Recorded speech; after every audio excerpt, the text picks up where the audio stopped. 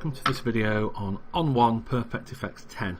Now this is a free set of plugins developed by the On1 software company, which you can get from this web address here, on1.com/products/FX10, or if you prefer just Google On1 FX 10 and up it comes.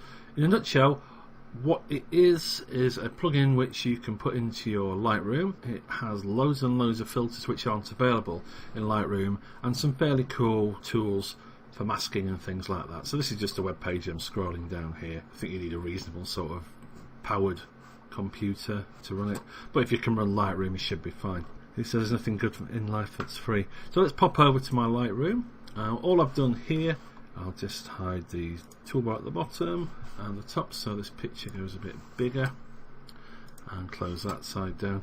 So there's a picture here from the Yorkshire coast. It's a 10-stop picture. All I've done, I've changed the calibration to camera faithful, done the lens corrections, just the auto ones, which you can do there, and clicked on auto for the levels, and did a custom white balance which I took from the clouds here. That's just to get to a very basic start point. So to access your On1 plugin, you right click, you go to edit in, and as you can see here I've got lots of plugins, but this one's called On1 FX 10. That will then give you the option to open it up. You can open up as TIFF, PSD or JPEG. So after a few seconds it will generate the PSD file, and here we go, this is the interface. So like most good plugins, you will have a whole host of presets. These come in things like architecture, and it gives you an idea of what they're going to look like. So you can just go London town, what's that look like?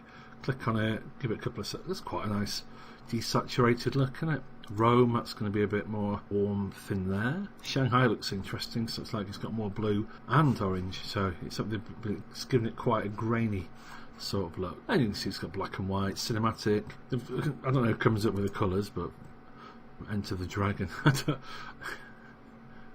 not entirely sure why it's called that. But I'm going to go down to landscape, because it's a landscape shot. So if we look here, we've got PE4, that'd be an older version, Perfect Effects, landscape presets, and they've also got this one here, which is a newer version. I'm going to just give it Daily Vitamin, give it a little whack of that. Or maybe if you want to warm it up, you could do Golden Glow Sunshine. Bit too much, it's lost a lot of detail down here, hasn't it? One of my personal favourites is the Magic City. I don't think it's everyone's taste, but it really does bring out lots and lots of detail.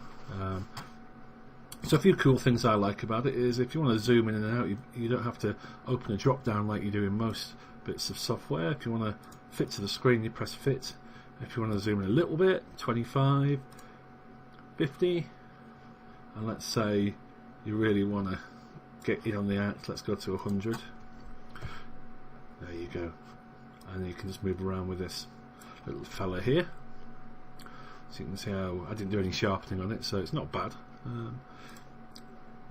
It's got the histogram, which everyone who's been on my workshops will all be very used to using, and here's some info. It just tells you that it was 30 seconds ISO 116 f8. It was a 10-stop shot, and that's how big it is. I tend to keep it on Navigator and go back to bit. So the way it works is a little Photoshoppy in that you get layers with masks.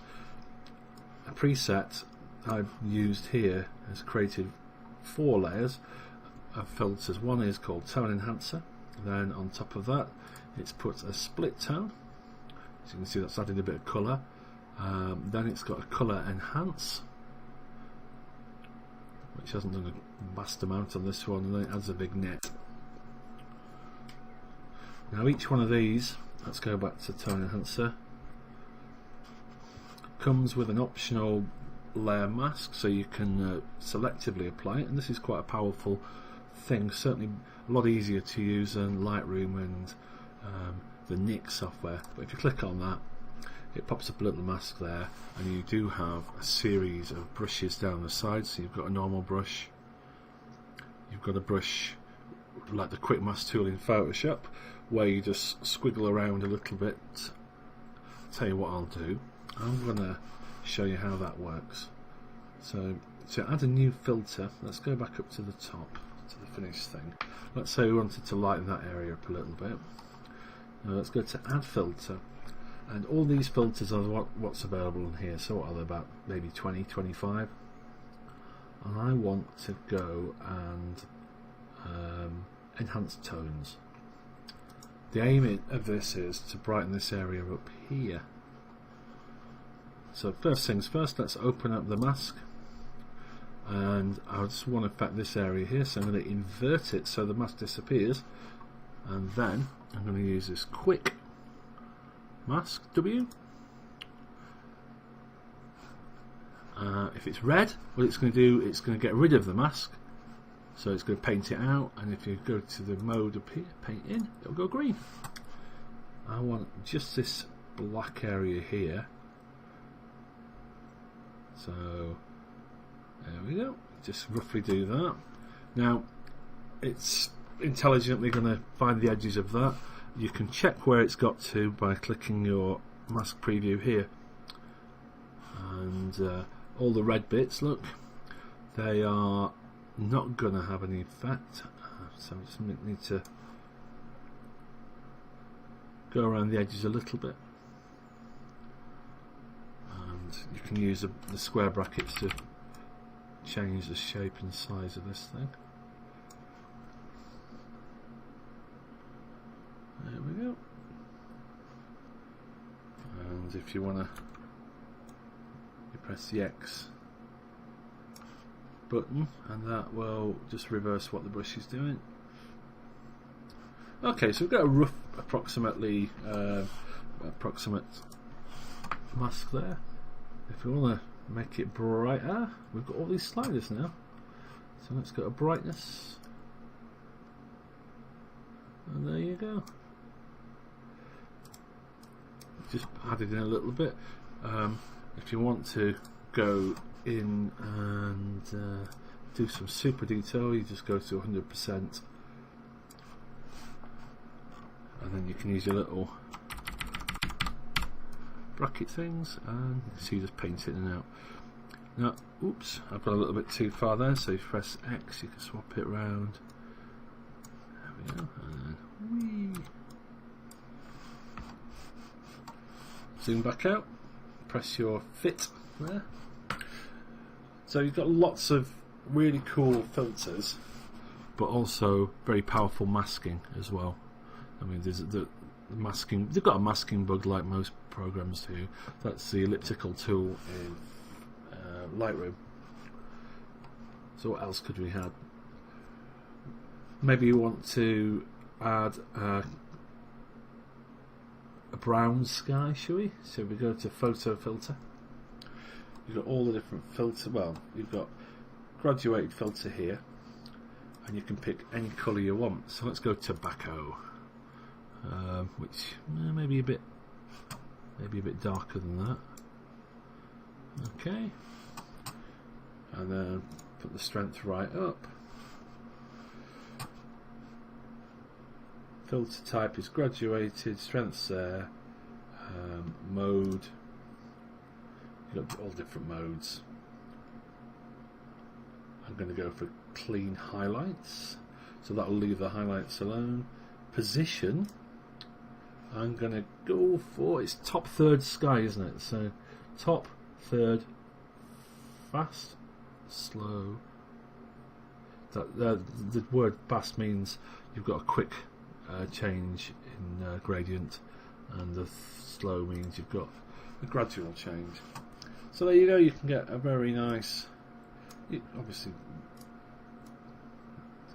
vary how thick it is, so just have a slight look, but if you're going to go tobacco, you might as well go mad like that. I think it's quite cool actually. But of all the presets, not presets, of all the filters I've got, I think this is my current favourite, and I'm still discovering stuff all the time.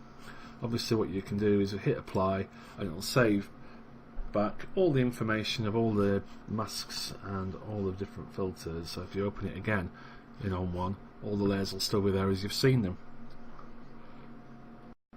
So here we are. If you look what it's done, it's create so original. That's your original raw file, which is untouched, and it creates a brand new, lovely looking PSD file for you. So that's my little overview of the On1 Perfect FX 10. Download it, play, let me know how you get on with it. Thanks a lot for watching it.